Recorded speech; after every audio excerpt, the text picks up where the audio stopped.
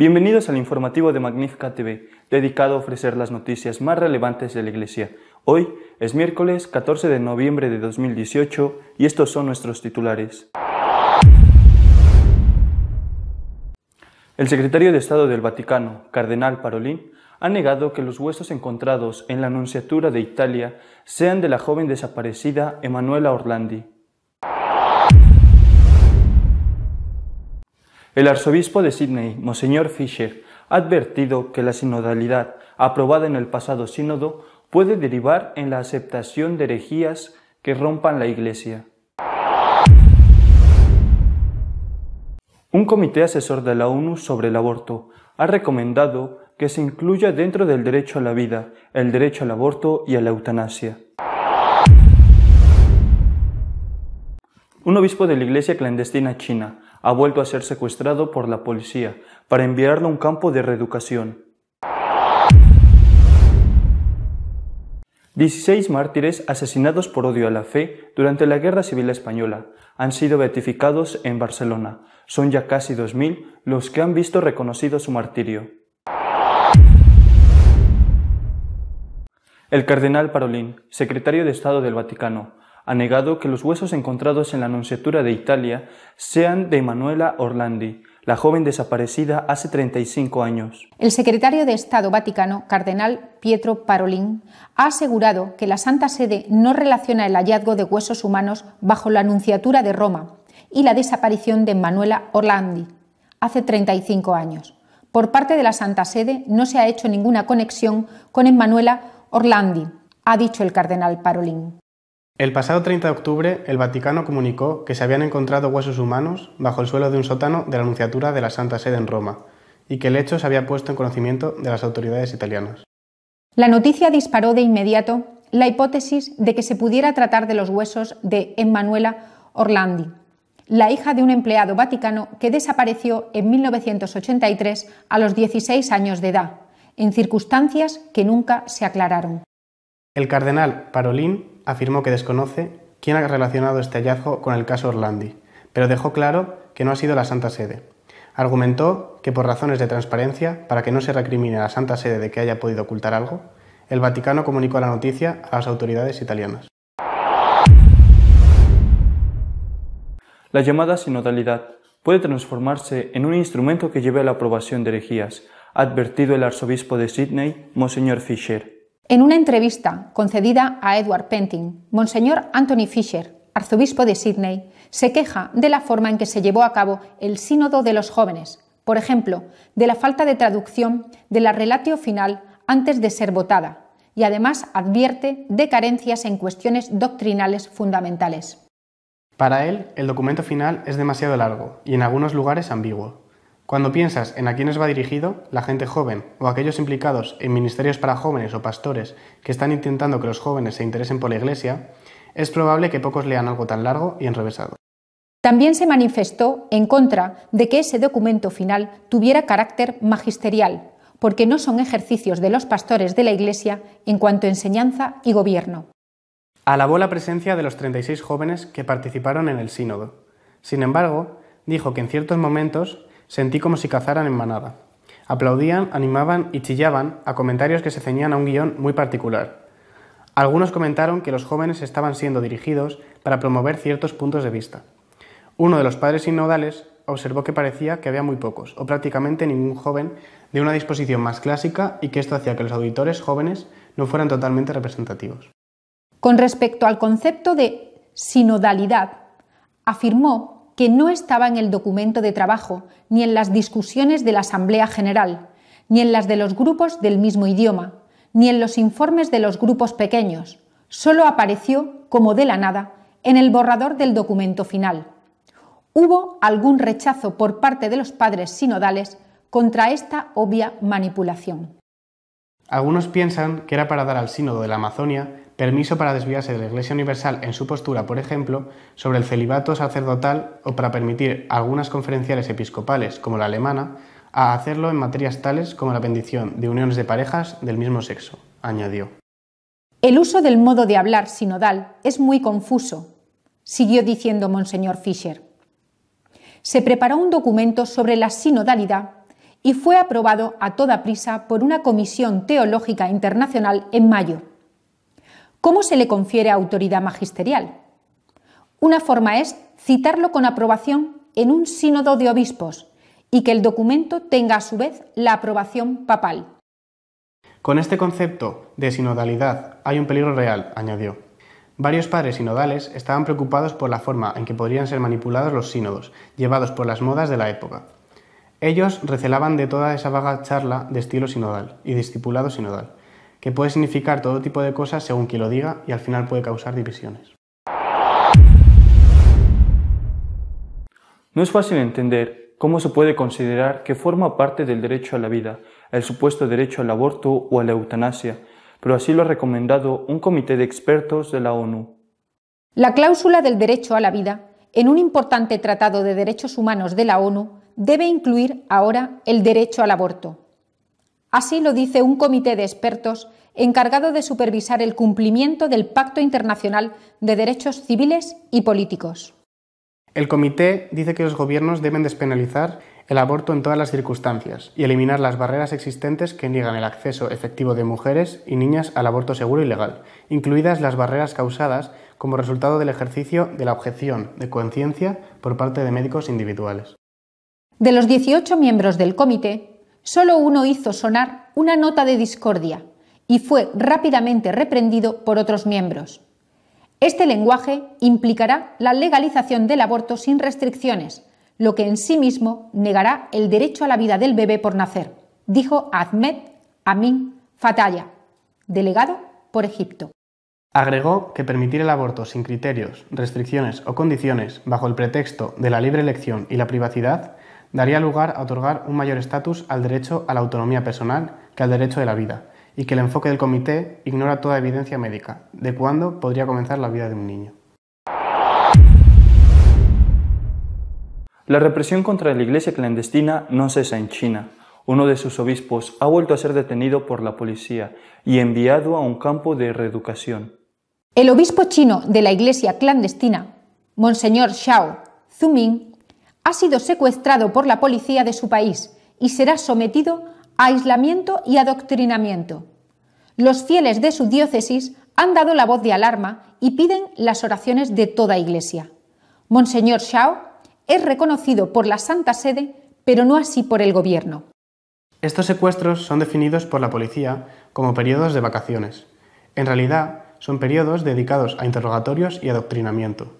En los 2 últimos años, Monseñor Xiao fue llevado por la policía al menos en 5 ocasiones. La última vez fue en mayo de 2017 y lo liberaron 7 meses después. La Iglesia Católica en España cuenta con 16 nuevos beatos mártires. Todos ellos fueron víctimas de los comunistas durante la Guerra Civil Española. Se trata de 9 religiosos de la Congregación de San Pedro Advíncula y 3 laicos protectores suyos, 3 religiosas de la Congregación de Hermanas Capuchinas de la Madre del Divino Pastor y una religiosa de la Congregación de Hermanas Franciscanas de los Sagrados Corazones. La suma de personas asesinadas por el Frente Popular, reconocidos oficialmente como mártires por haber muerto en odio de la fe, suma ya 1.891. A esos hay que añadir los que aún no han sido reconocidos como mártires. Por ejemplo, solo en Madrid los socialistas y comunistas asesinaron a 1.500 sacerdotes, religiosos y religiosas. Presidió la ceremonia el cardenal Angelo Becciu, prefecto de la Congregación para las Causas de los Santos.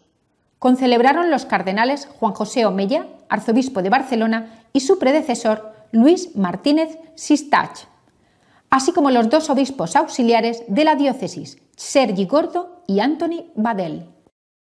En su homilía, el cardenal Becciu reconoció en los mártires un modelo a imitar.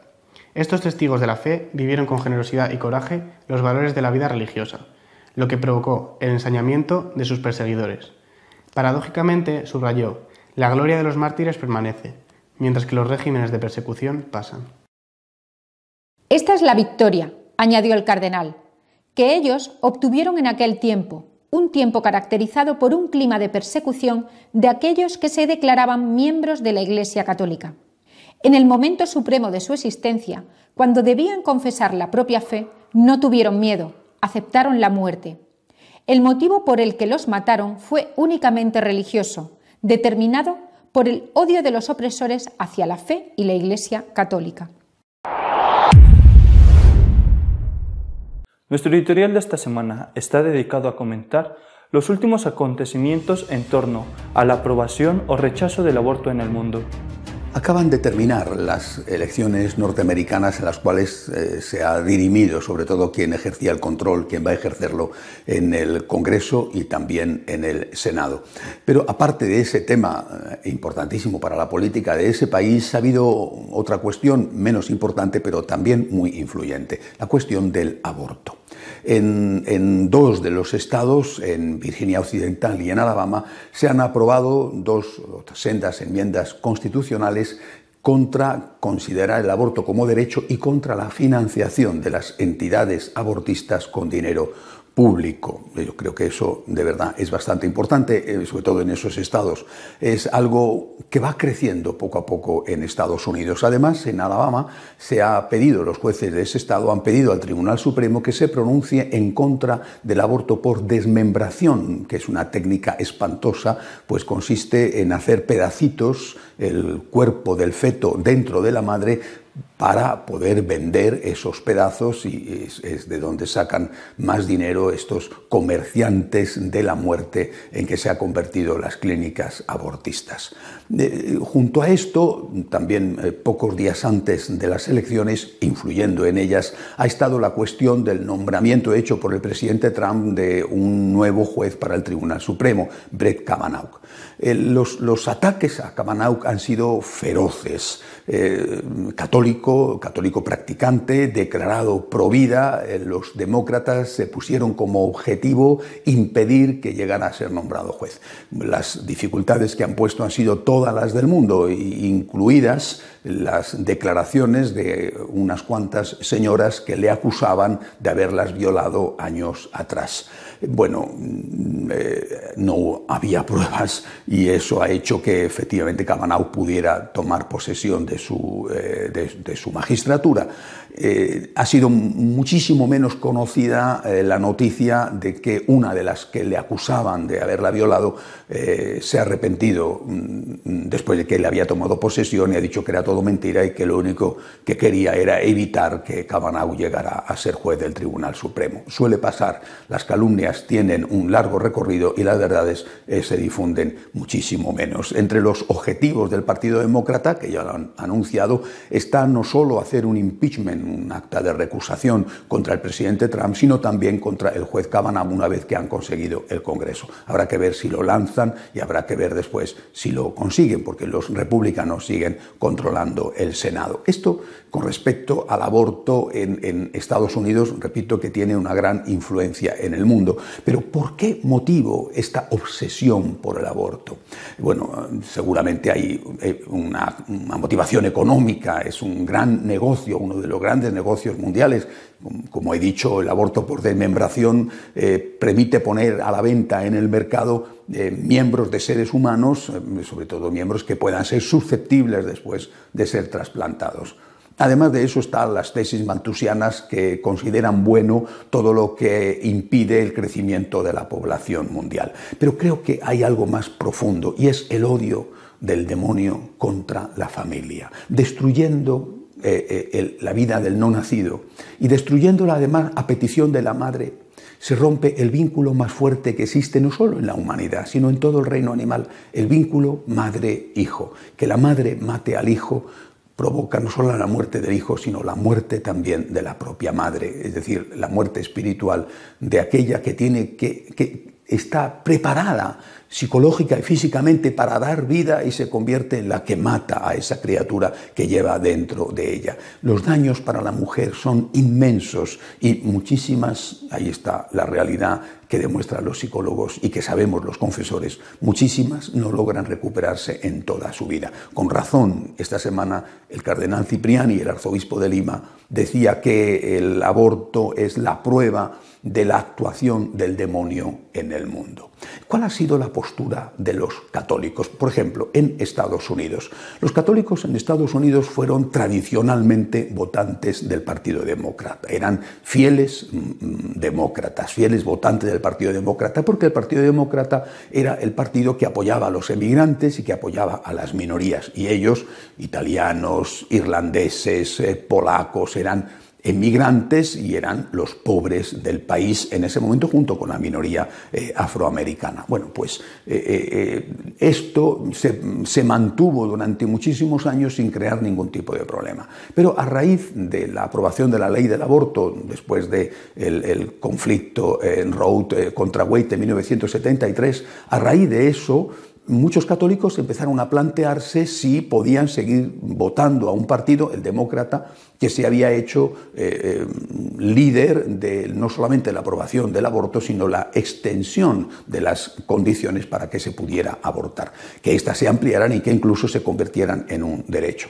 Muchos se plantearon cómo podían unir su filiación política con su fe católica, su pertenencia a una iglesia que rechazaba abiertamente el aborto.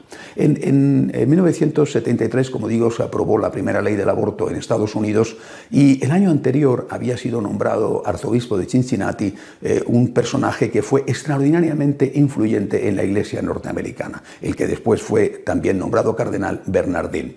Bernardín de Cincinnati pasó a la importante ciudad de Chicago y marcó, pertenecía al sector más liberal progresista de la iglesia católica en ese país y marcó no solamente la vida de la iglesia en Estados Unidos, sino también la relación política entre los católicos y el Partido Demócrata, porque él estableció la llamada tesis de la túnica inconsútil, así se conoce al vestido que llevaba nuestro Señor el Viernes Santo y que según la tradición había sido tejido de una sola pieza por la Santísima Virgen. Bernardín, el cardenal Bernardín, lo que decía era que había que defender efectivamente la vida humana desde la concepción hasta la muerte natural, pero que en ese arco de la vida humana no solamente estaba la cuestión del aborto, sino lo que se hacía por aquellos que ya habían nacido, lo que se hacía por los más pobres, por los refugiados, por los inmigrantes, por las minorías, por los obreros, y que en el conjunto era más lo que se hacía a favor de la vida de parte del Partido Demócrata que de parte del Partido Republicano. Y por lo tanto,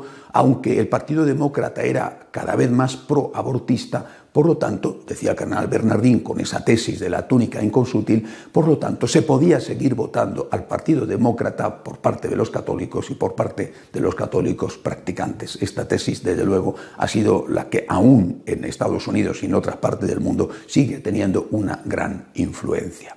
Pero en este camino se encontraron, primero con la oposición de los dos papas de finales del siglo XX, San Juan Pablo II y después Benedicto XVI, y se han encontrado, para su sorpresa y probablemente para su disgusto, se han encontrado con las posturas del Papa Francisco. Es decir, este sector liberal progresista muy influyente en Estados Unidos y en el conjunto del mundo, dentro de la Iglesia Católica, se ha encontrado con que el Papa Francisco es abiertamente enemigo declarado del aborto. Claro que esto no lo publicitan mucho porque no les interesa, pero es una realidad.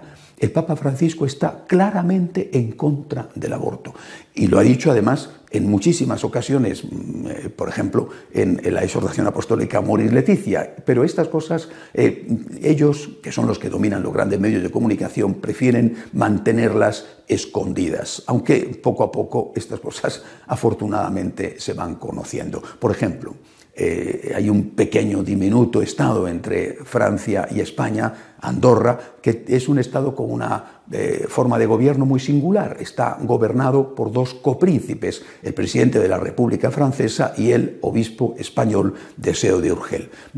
Quieren aprobar la ley del aborto. El Papa ha hecho saber, a través de los canales diplomáticos a quien corresponde, que si Andorra aprueba la ley del aborto, entonces el copríncipe español, que es un obispo, tiene necesariamente que presentar la dimisión, creando una crisis institucional gravísima que puede poner en peligro el futuro de ese diminuto estado en los Pirineos.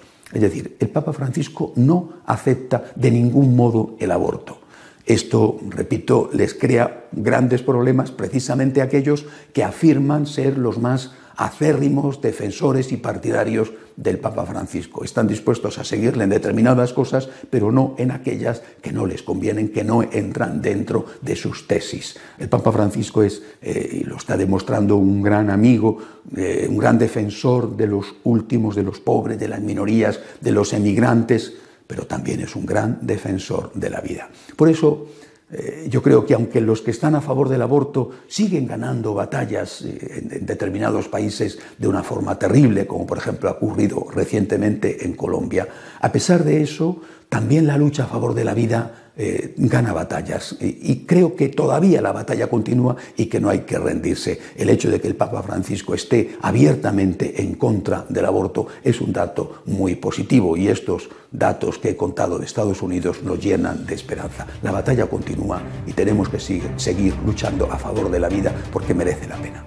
Hasta la semana que viene, si Dios quiere.